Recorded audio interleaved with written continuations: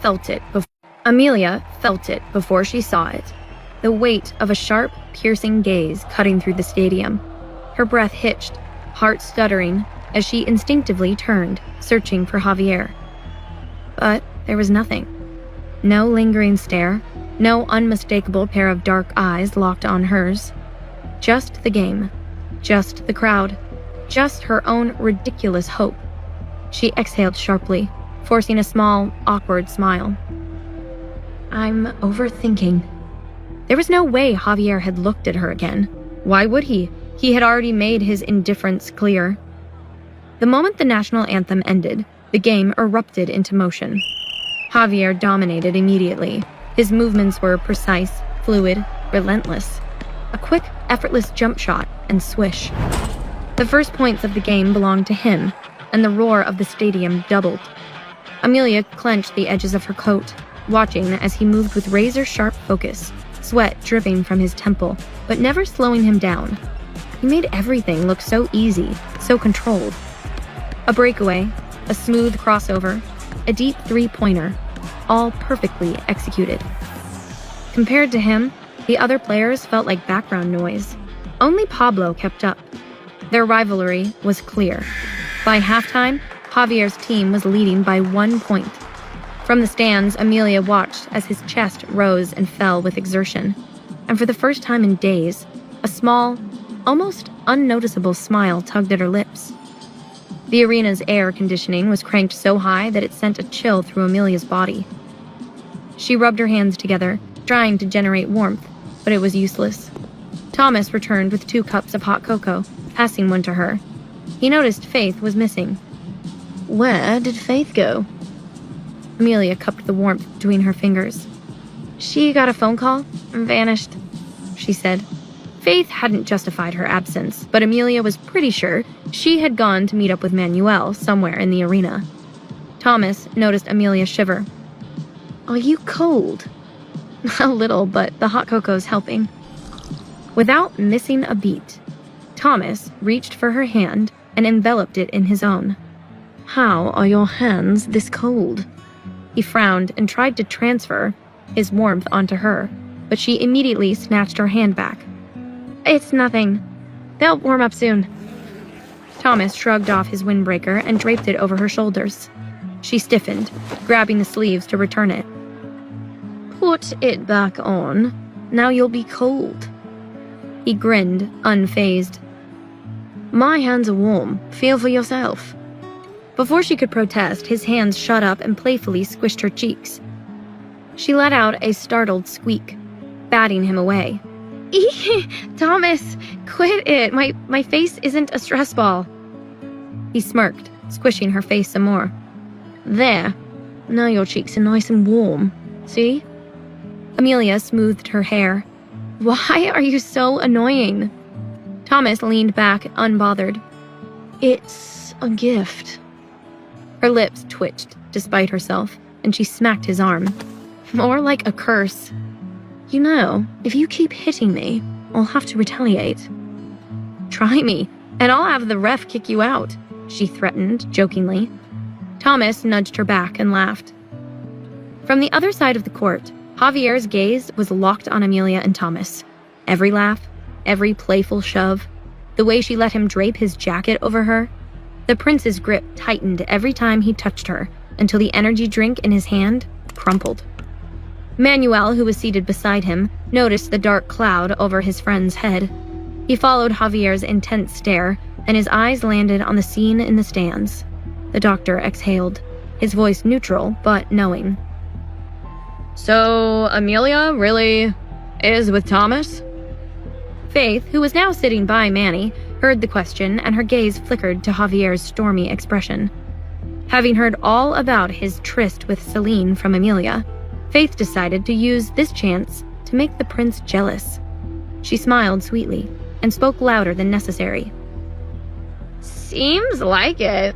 Don't they look perfect together? I've never seen anyone make her laugh the way he does, she said brightly. Faith barely finished her sentence before Javier beamed his bottle at the trash can. Faith flinched, and Javier stood abruptly and fumed away. Javier stormed onto the court and grabbed a ball with force. He dribbled hard, his movements sharp and aggressive.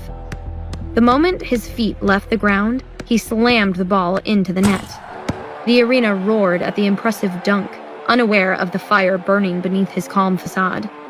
Pablo, standing nearby, watched with mild amusement, recognizing that look in Javier's eyes. The whistle blew, signaling the start of the second half. This time, Pablo and Javier faced off directly.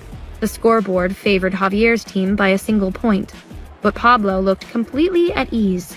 As he carried the ball up the court, he smirked, his voice deliberately casual. Have you met my brother's new girlfriend? What do you think about her becoming my future sister-in-law? Javier's grip on the ball tightened. Not much. His reply was cold and clipped. Pablo chuckled, keeping the ball away from him with effortless footwork. I think she's a great match for him, but... He faked a pass, watching Javier's expression closely.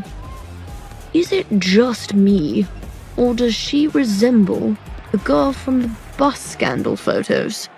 No? Just me? Just then, Javier's movements sharpened. A smirk tugged at Javier's lips, his voice edged with mock amusement. I've been meaning to ask, Pablo, since you're in such good shape.